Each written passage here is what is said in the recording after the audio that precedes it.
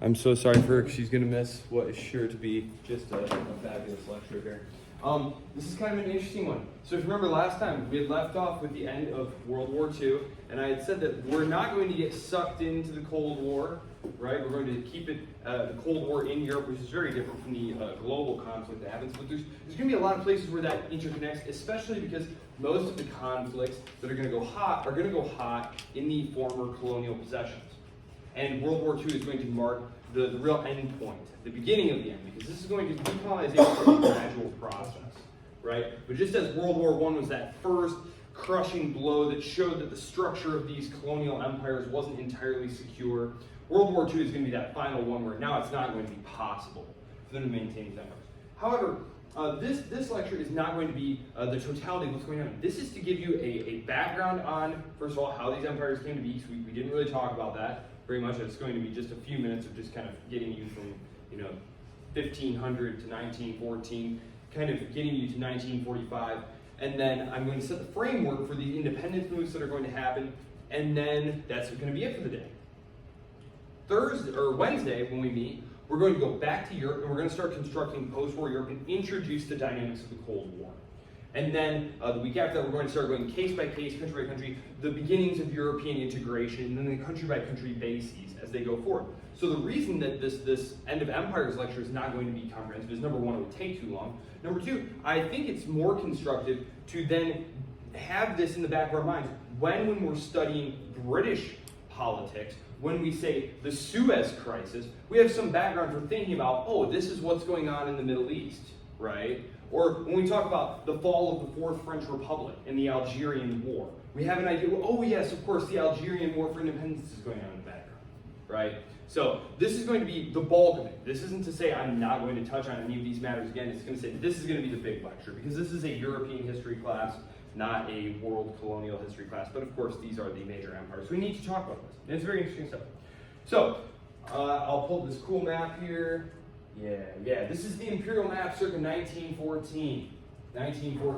And of course, the Middle East here. Oh, do I have my hands laser? Probably don't. This area right here, this has essentially been left as a buffer zone, right, between the Russian and British empires. That was part of them calling it off there. The Latin American countries are totally dominated by the United States and are basically economic dependents of the British Empire. We have Africa that's been all divided up. The importance of oil in geopolitics is obviously not present yet. So these are the Bedouin tribes who are not part of the play yet. The Balkans, this is an area that's being heavily contested. China, of course, is just coming out of revolution. It's about to devolve into warlordism. So it's really the Europeans' world, which makes World War I all the more puzzling because it destroys the world that they have built. So I'm just going to very quickly get you to 1914 here. The first European colonial possessions officially claimed in the modern period were actually the Canary Islands. And this was Spain, 1402. And this sort of marks the beginning of the period of colonial expansion. In the Americas, of course, the first European imperial possessions officially claimed by a power in the modern period was by Christopher Columbus when he arrives in the Caribbean in 1492.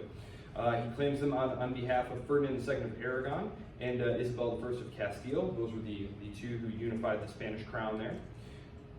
In Asia, the Portuguese, remember the Treaty of Tordesillas divides these new possessions in half. There's going to be some haggling about this. But the reason that the Portuguese are not as interested in fighting over this is they are already kind of they were the British before the British. They recognize that the better thing to do is to dominate strategic trading routes and choke points. So they say, yeah, you go ahead and start colonizing in the Americas. We're going to go off and start seizing places like Malacca and all these different areas in the east, which is exactly what they do. So the Portuguese are going to take actually Malacca, now part of Malaysia, in 1511. And from there, they're going to expand and gain control of the strategic trade routes in the area.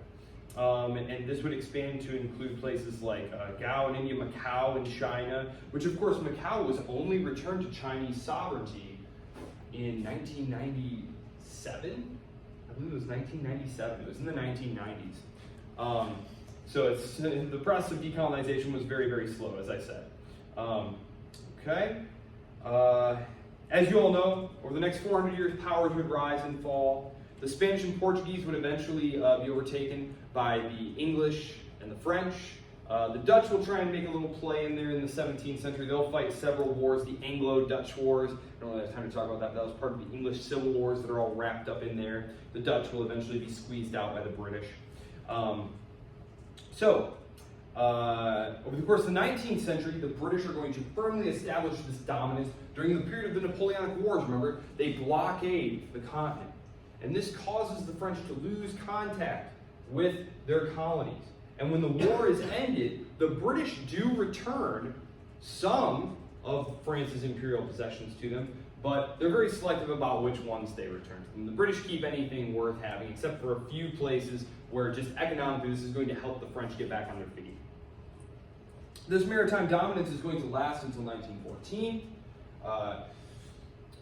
The British are going to exploit this to make the map in their favor, especially in terms of colonial holdings. We see here the color-coded map here. So let's take a look here. We have, of course, I'll just point out first the Americans. These are the Philippines. The Americans have these, right? Dutch Indonesia over here. The British have India. Here's Japan. Here's Russia. Russia, the great land empire, right? After the revolution, Russia is going to be shrunk down. They are going to expand back out and retake all of these Central Asian colonies that they had. Let's see. Orange, blue. The French possessions here in Indochina. This is going to be important for the purposes of our lecture today. This is the area that eventually is going to produce the Vietnam War. The French will leave in 1954. The Americans will step in, and we'll get to that. So that's where we are. World War II. So what I'm going to do here is first I'll just explain some of the map here. So the protectorates. The maps I'm going to show you are going to include the protectorates. Remember, these weren't officially colonies, right? After World War I, there's going to be a shift in how this is thought of and how this is spoken about. We're going to talk about that. But this map does include is going to include the protectorates that come here. So this is the map in 1914. 1919, as we can see, Africa, this area of Africa, still controlled by the French Empire, right? This is one of the problems for Woodrow Wilson when he's trying to get the United States into the war, is he's trying to make it about democracy, right? He's trying to make it about democracy. And there's a senator by the name of La Follette who gives a speech in the Senate. You can read this, very, very amusing, because he ridicules this idea. He says, what about the Indians? What about the Africans? What about the hundreds of millions of subjects of British and French colonialism? Are we fighting for them to have democracy too? I don't think so. So when we talk about France, again, we tend to think of like, well, it's France. But France is an empire. France is going to be an empire up until the 1960s. And France is actually going to be very reluctant to let its empire go. It's going to fight some very bloody wars to try and keep its empire. And that's one of the things that we'll talk about that I think the British don't get enough credit for, really, is the British just packed and left.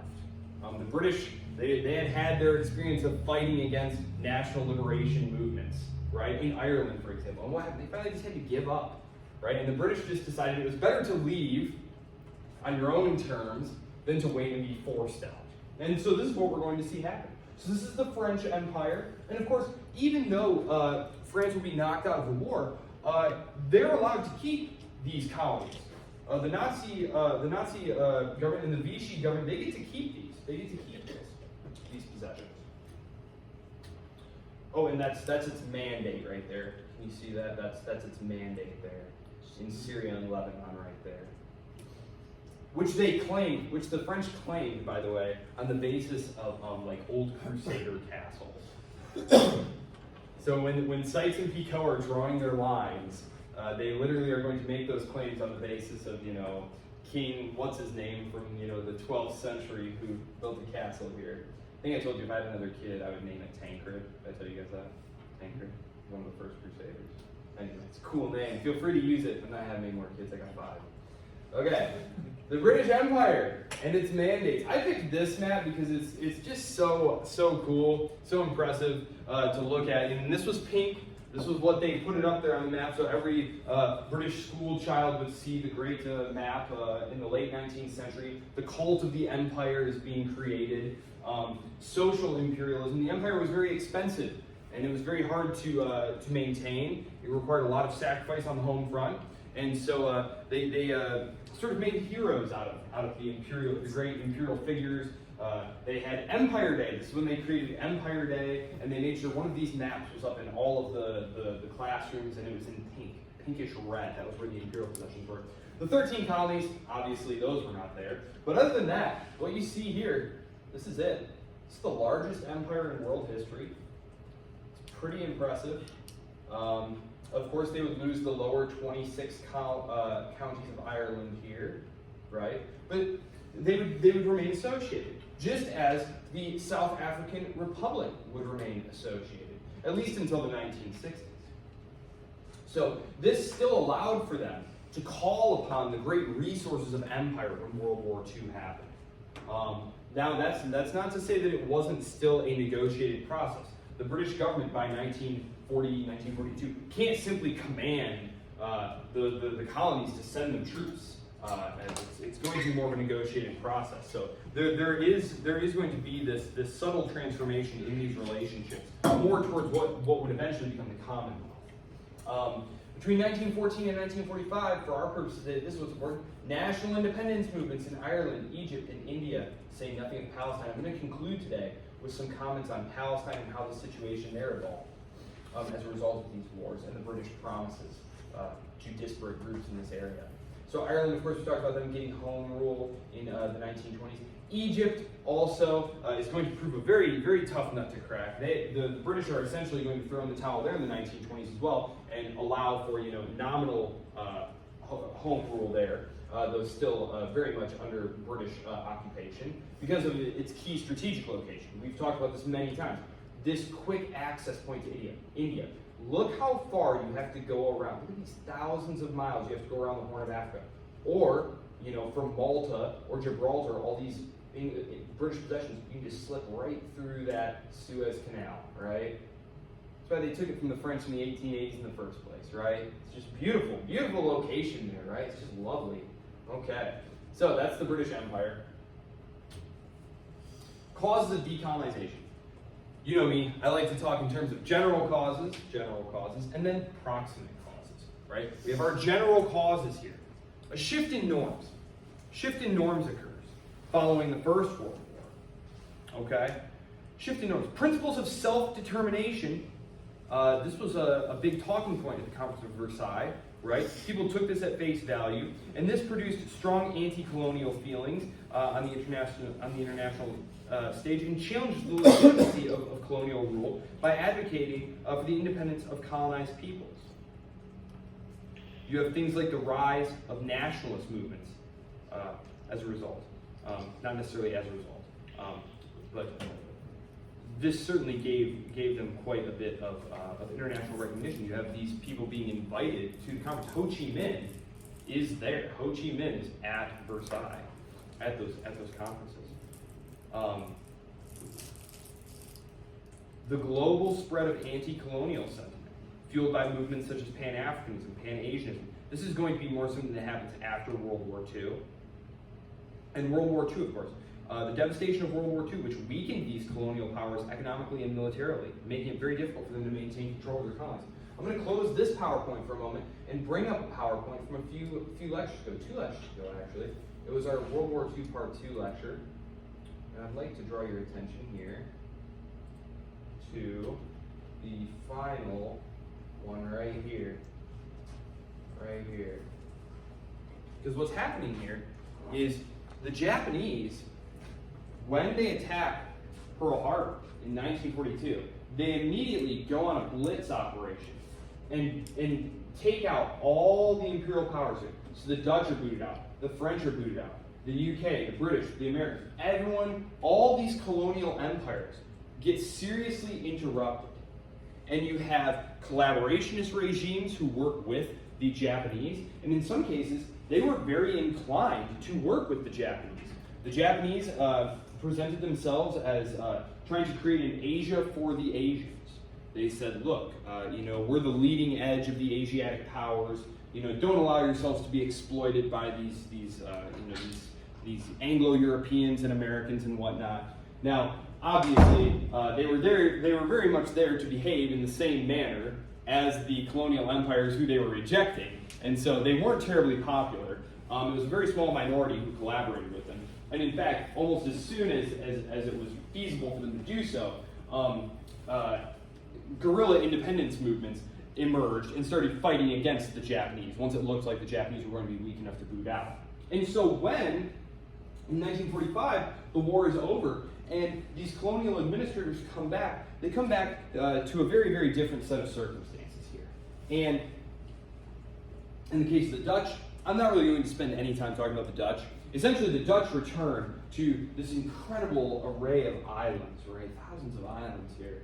And there's no hope. They turn to the Americans. The Americans are the only ones with the muscle who could help them. The Americans say, this is not pivotal for us. We do not care about this. This is not going to be a serious front in the Cold War. Already by 1946, 1947, the dynamics of the Cold War are already in place. They're already shaping thinking about this. So this is why the Dutch simply leave. They recognize that without American muscle, they're not going to be able to stand up to them. The Americans would like the Dutch to devote what military and economic resources they have to the Cold War in Europe, and so that is why they leave there. The French are still very delusional. The French are still very prideful and delusional. They still think they're going to be an independent great power actor on the world stage. So even though the Americans are pressuring them not to engage in wars of suppression against these independence movements, there are political reasons for this. The Americans are trying to present themselves and their bloc, this is the creation of the West, as sort of a thing. We talked today about the West.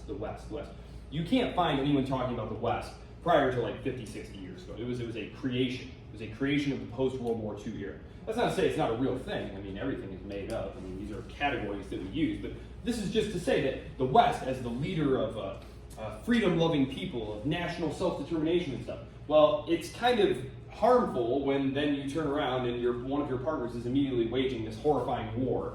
The Vietnamese, for example, had created their own Declaration of Independence and copied it almost word for word from the American Declaration of Independence, hoping to show and curry favor with the Americans. And the Americans weren't terribly disinclined toward Ho Chi Minh. They were a little skeptical that he was a communist, but already Tito in Yugoslavia, which of course we'll talk about him, had already shown that communism was not going to be monolithic necessarily. Tito, of course, spurns Stalin, goes his own way. However, the French are going to start pouring resources in there, and we'll talk about that here shortly. This is just to show that this World War II, this is a major disruption. So not only do the winning powers emerge much weakened, full of self-doubt, not entirely sure that their population has the commitment to be willing to do these things anymore. Again, we're going to talk about this, and not to pick on the French too much, but the French are going to feature again there. But also because of the interruption of rule there, and especially by the Japanese. So we're going to delve into some specific cases, kind of give an idea. So those are the general causes here. The world wars which weaken the powers, the rise of nationalism within the colonies, especially in places like India, where you have the Indian National Congress, the Quit India movement, Gandhi, Muhammad Ali Jinnah, who's going to be the father of modern Pakistan, or I should say of Pakistan. There was no pre-modern Pakistan. Pakistan was created by them. Domestic pressures in both the metropole and the colony. You're trying to recover from the devastation of World War II, and the government wants to go spend money to go fight a war somewhere else. That's terribly unpopular. And of course, it's very unpopular within the colony. Okay, and we talked about the shift in norms. Okay. Yes, so we're going to go on to talk about the specific cases of the British, French, Italian, and Portuguese. Because it's illustrated of each of the possible paths that these decolonizing powers, I don't know, maybe that's not the right way to put it, these former imperial powers who are no longer going to have these colonies can take. Number one, start with the Italian case. Italy, if you'll recall, I'll just pop back here real quick. Italy, if you'll recall, had been collecting deserts They had been huge fans of collecting deserts. Always remember that, have you ever seen Parks and Recreation, the show, Parks and Rec? They're doing like a model UN competition, and the one kind of idiotic guy is like trading all their resources for lions. He thinks lions are places. I don't know if lions mean anything in this game, but if they do, we're set. Well, Italy is running around collecting deserts. See, look at these beautiful deserts Italy is running around collecting. Isn't that nice? Got lots of deserts there. Well, Italy is going to be very easily shoved out of the Horn of Africa here by the British during World War II. Those are places like Eritrea, Ethiopia, Libya. Libya is also going to gain its independence as a result of this war. And that's pretty much it. The Italians are going to be a rump state. Of course, we talked about this. They're going to be occupied, and there's no stomach for going back. There's no stomach for going back. So World War II literally just ends Italian imperialism in Africa. The English case. English case. Pull up the English Empire again. English case. The end of World War II weakens Britain economically, militarily, making it increasingly difficult to maintain its colonial holdings. You have pressure from nationalist movements in colonies like India, Ghana, led by figures like Kwame Nkrumah, Mahatma Gandhi, and you essentially have these discussions where we're not going to be able to stay. Would it not just be better to leave? And that is what they do. The British do not fight.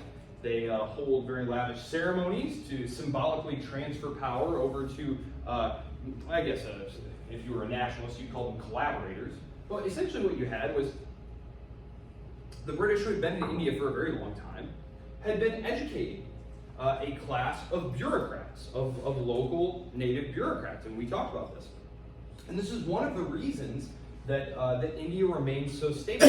There are 2,000 Englishmen, and you have hundreds of millions of Indians. Why are these revolutionaries, these nationalists, why are they not demanding revolution? Why are they not just throwing off the British yoke? Well, it's because they're not entirely clear what's going to happen if they do. Civil war will probably erupt.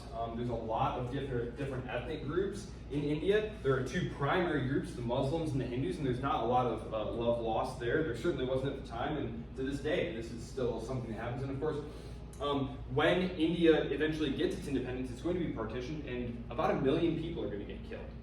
About 1 million people are going to get killed. It's so hard to know with the numbers. I mean, at least several 100,000. I've seen estimates in the millions. But so the British are going to simply quit.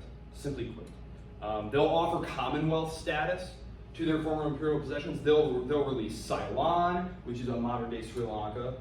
Burma is actually the only former imperial possession that, without even hesitating at all, said we're not being part of the Commonwealth. Not at all. This is just a trivial fact there, but we will return. We will return, of course, to Britain and the decolonization of India at the end here, because I'm going to talk about sort of alternate paths in terms of bloodshed and repression and things of that nature. But let's move on to the French case. Speaking of bloodshed and repression. Obviously, France still has colonial holdings. After World War II, they're going to go back, try to reassert control. However, nationalist movements in the French colonies, particularly Algeria and Indochina, are going to intensify demands for independence, and the French government is going to try to suppress them. The first Indochina War, 1946 to 1954, ends with the defeat of French forces at a place called Dien Bien Phu. Anyone ever heard of that? Yeah? What a dumb place for a fortification, right? It's like smack in the middle of these hills, right? So if anyone can get artillery up on these hills, you're just a sitting duck, which of course is exactly what happens. And so they're driven out of Dien Bien Phu in 1954.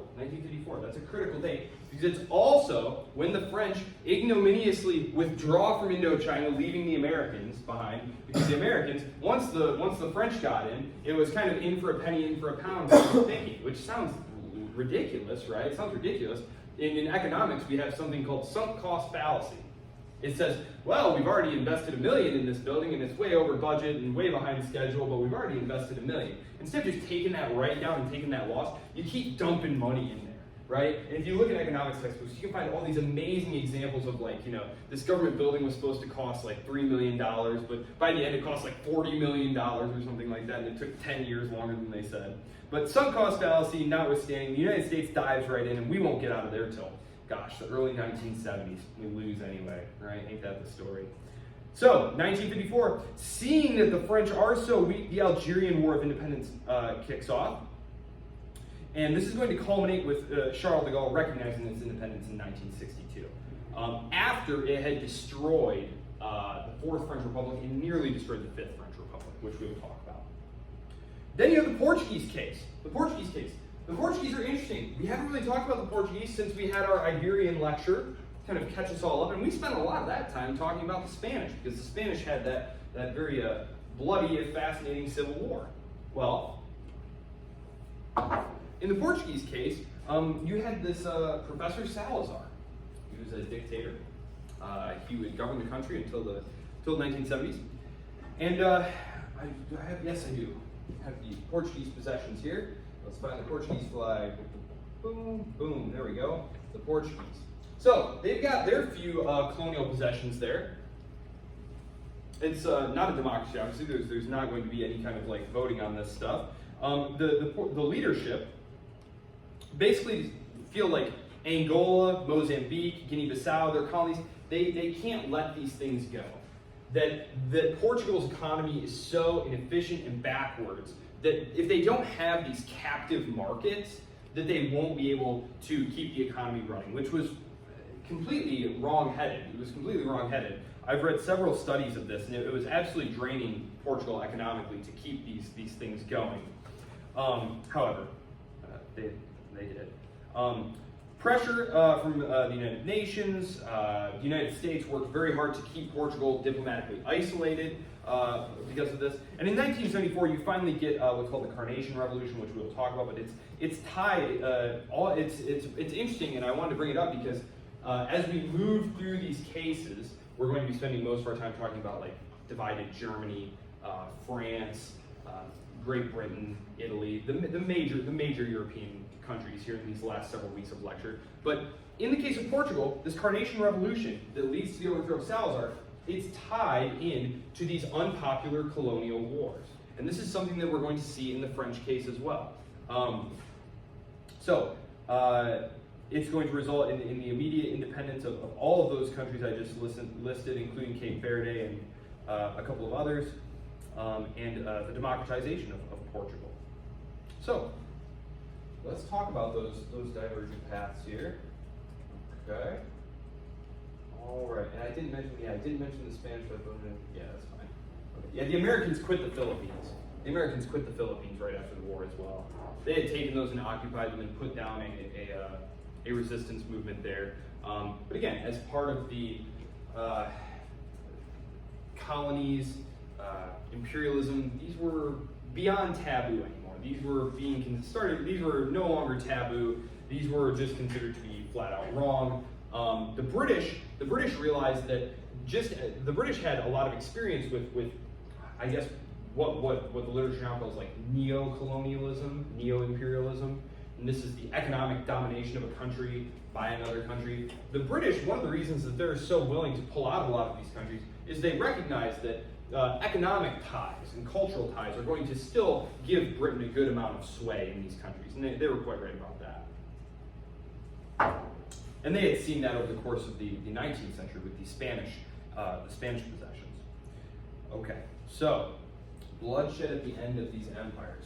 Okay, as you can see on the left here, we have the partition of the British Raj and the creation of India and Pakistan in 1947. Yes. The bloodshed is going to be horrifying. I'm going to talk to you a little bit about this. If you have any questions, please feel free to ask.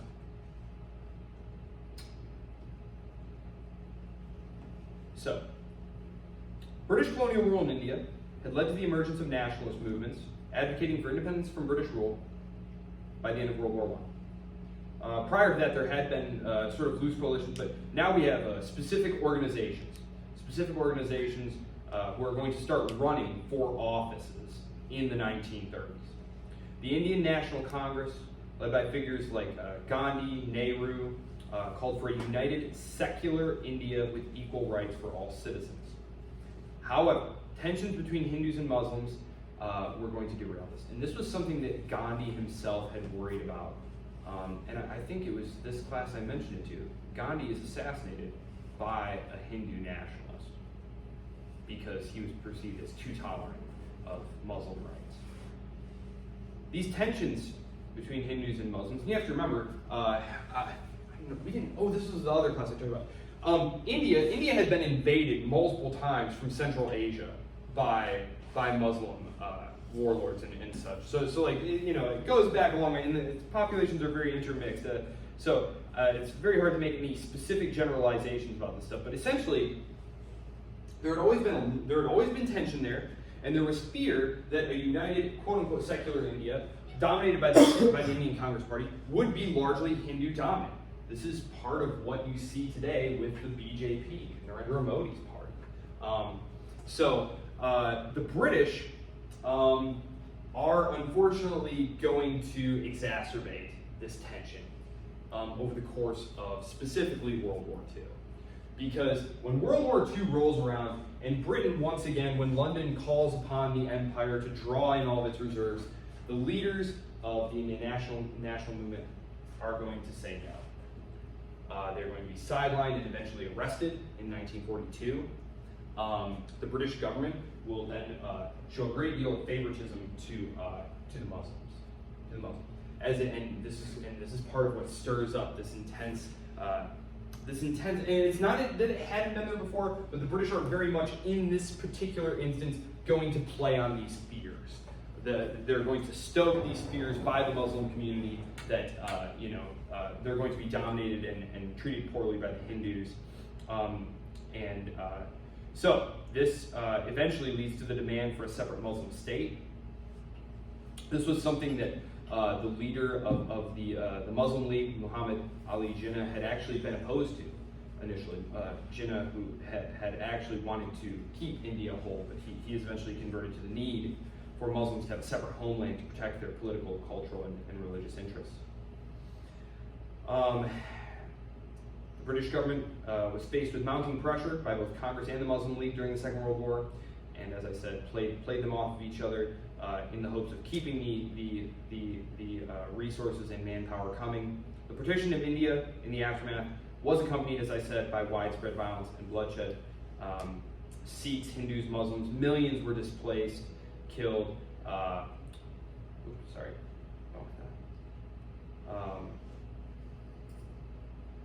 And as I said, the British were simply leaving. The British simply left. They did not try to step in, which was probably a good idea. As I said, the Quit India movement in 1942, there had actually been a brief uprising which the British very easily put down. This was during the war. Again, during the war, the British did not brook any kind of, we saw this in the Irish case with the Easter Rising. They killed all of them except for Damon de Valera, right? Because he had an American passport, and he goes on to become the leader of Ireland during the Second World War. He keeps Ireland neutral, much to the British chagrin. So, the British leave, 1947, and the creation of these two new states, India and Pakistan, who to this day hate and loathe one another. They have fought several wars with each other. They both have nuclear weapons, and it's sort of a place on the map that doesn't get a lot of attention under sort of our Western eyes. But for myself personally, 2 years ago, the Indians accidentally let loose a missile that landed in the middle of Pakistan. It just makes my hair stand on end, because I really feel like if some nukes were to pop off, that would not be a bad place to go looking for them to happen. So, and of course Pakistan, despite having one of the largest populations in the world, very fast growing population, is still very, very poor, very politically unstable, suffers from a lot of terrorism. It's ruled by the military. They have a coup every several years. Khan, who's a very popular populist politician, he's been locked up, and it's a huge mess. Anyway, this is not a lecture about Pakistan. Anyway, there's Pakistan. The French-Algerian War. So the British simply walk away, and there's huge violence anyway, in part due to its own policies during the war. But essentially, they walk away, and things descend into the violence and bloodshed that Indian nationalist leaders had been worried about what happened in the first place, which is why they hadn't mobilized the masses for a populist revolution. What the nationalist leaders of India wanted, what all of these leaders wanted, was to take control of the state apparatus set up by the British government. It was a highly efficient administration that was good at organizing society, policing society, collecting taxes. They simply wanted the British gone and to take this over. They didn't want to destroy the ancien regime or something like that. They didn't want to rip everything up and throw it out. They wanted to keep everything in place, but just have them be in charge. And this is what happens. So, the Algerian War, 54 to 62. The National Liberation Front, French colonial authorities. Background here, just really quickly, because this is an instance where instead of trying to just leave when you realize there's a national independence movement that don't want you around anymore, we're just going to leave. The French decide that they're going to crack down. They're going to keep their colony here. Algeria had been under French control since the mid-19th century, which, gosh, I have a few minutes. The French King Charles launches this war to distract from domestic political problems that topple his monarchy anyway. And this is the July Revolution, the July Monarchy, Louis Philippe. So it's just the most bizarre, pointless thing. Like, he launches this war against Algeria to conquer Algeria as like an attempt to distract the population and take pressure off himself. And so the French essentially conquer Algeria and rule it for 100 odd years, 130 years, all because Charles hadn't wanted to, had been trying to pacify the population and distract them. So kind of a bizarre side note of history here. The Algerian population was not happy under French rule, obviously. The French response to these anti-colonial struggles was, and this is part of what's going to really undermine the Fourth Republic, is the French military is going to adopt some pretty brutal tactics, and you see this a lot within insurgent warfare, right? Where there is the war drags on. There's a lot of sniping. There's a lot of booby traps. You can't find the enemy. The enemy looks like the civilians. Shots are coming from houses, and things just start getting nasty. This is not the gentlemanly lining up in a field and shooting each other and giving quarter. The French military is going to start extrajudicial killings, torturing people, forced relocations, concentration camps, right, where you take the population and herd them in here to try and isolate the guerrilla fighters. And it's going to really fracture French society, much in the same way that the Vietnam War and the revelations about what was going on in Vietnam would lead to the U.S. It's hard to remember just how fractious society was in the United States in the late 1960s.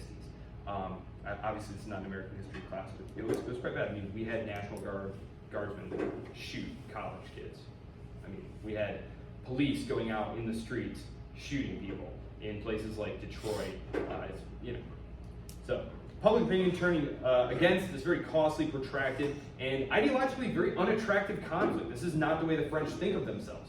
The French think of themselves as, the motherland of revolution and national independence. And, you open the, Le Figaro or something like that, and you read that, the French military is, in the habit of attaching electrical cables to the testicles of people to try and get them to give you information. Like, this is not the version of yourselves that you want to see. And this is going to ultimately lead to the death of the Fourth French Republic in 1958, the rise of Charles de Gaulle as the leader, who will eventually grant them independence anyway. I don't want to get too much into the fall of the Fourth French Republic here. I obviously want to make that part of our narrative about France when we pick up next week with the individual cases after we set up the Cold War here.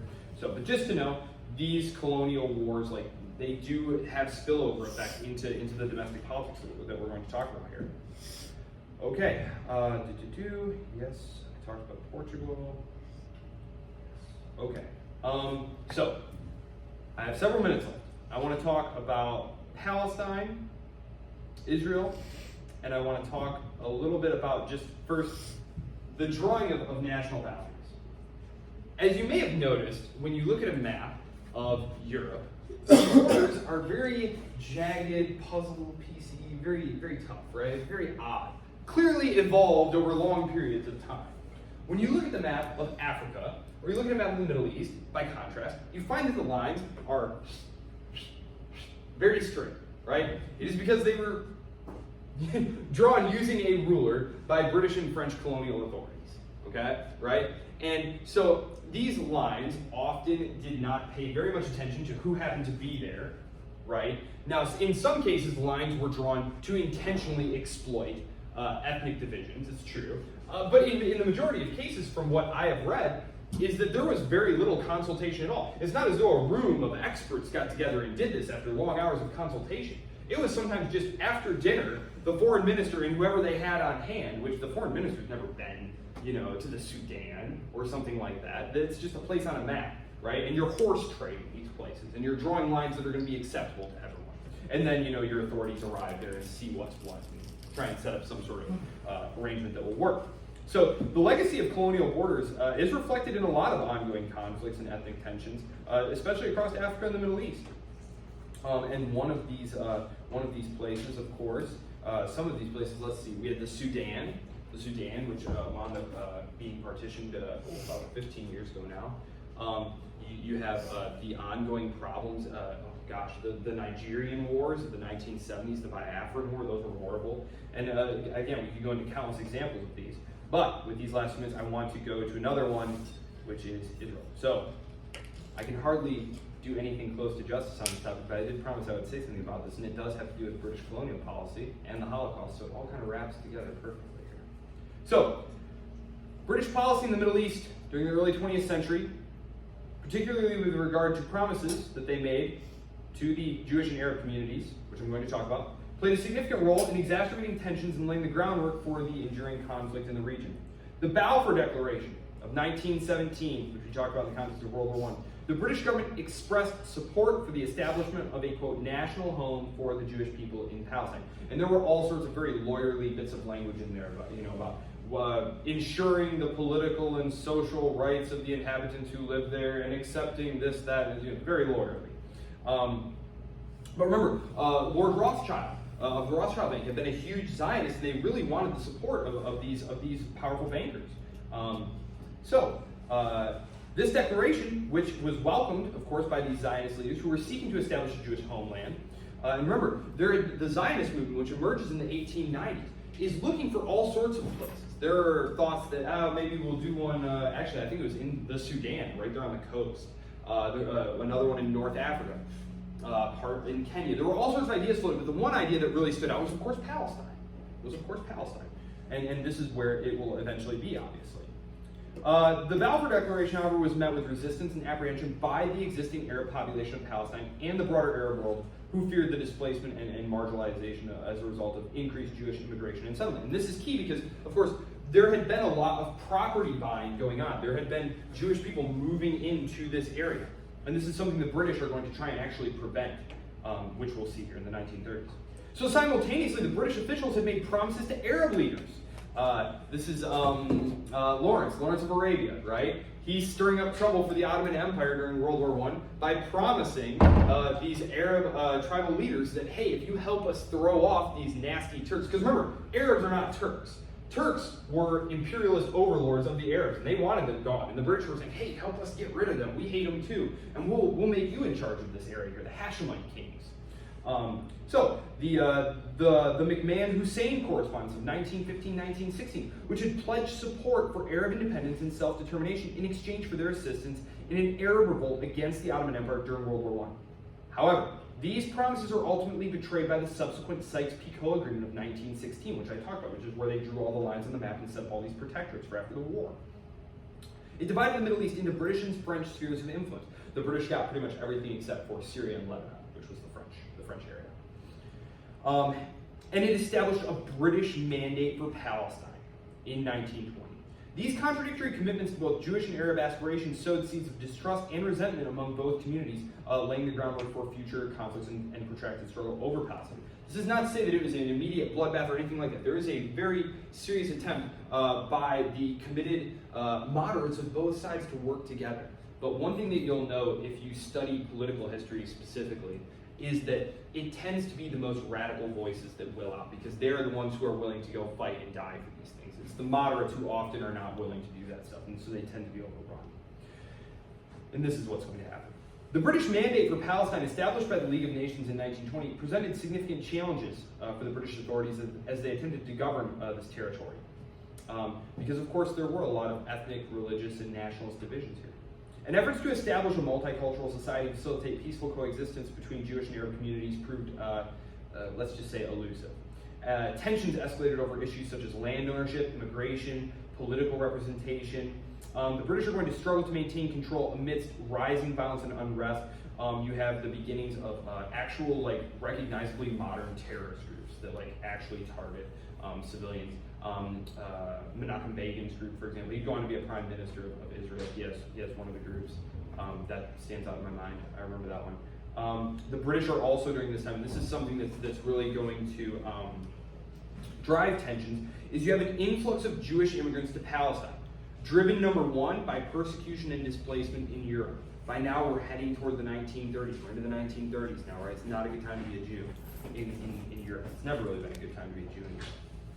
But you have this population imbalance is going to drive an increase in straining tensions here. The British are actually going to restrict Jewish immigration and land purchases. And this is something that is going to be kind of thrown back on the British in the aftermath of this, because, of course, how many more Jews would have left Europe and escaped the Nazis had the British not been trying to keep them out of Palestine? Because, for gosh sake, we're right on the verge of a civil war erupting here. The last thing we want is more people coming in here. Obviously, World War II happens. British resources and influence are on the wane. The United States will emerge as the key Western leader in the aftermath of the war, and they're going to be very sympathetic. Truman is going to be very sympathetic toward Zionism. And in 1947, the United Nations will decide to partition Palestine, and Israel will declare independence in 1948, and immediately there will be a series of wars. And this is what's going to lead to the Jewish state becoming the only state. So, because the Arabs who live there say, well, we don't really want to give half the land to this new state of Israel, and so they join in a war against Israel, but Israel wins the war. And then there's going to be another attempt in 1968 to attack Israel from all sides, the Syrians, the Egyptians, etc. The Israelis are once again going to win. This is actually going to be a preemptive strike, but it was very obvious that a war was coming. The Israelis just strike first. And this is going to lead to the occupation of places like Gaza and the Heights. And this is the stuff you see in the news today. And so we're still living with this. And that's it. That's all I've got for you today.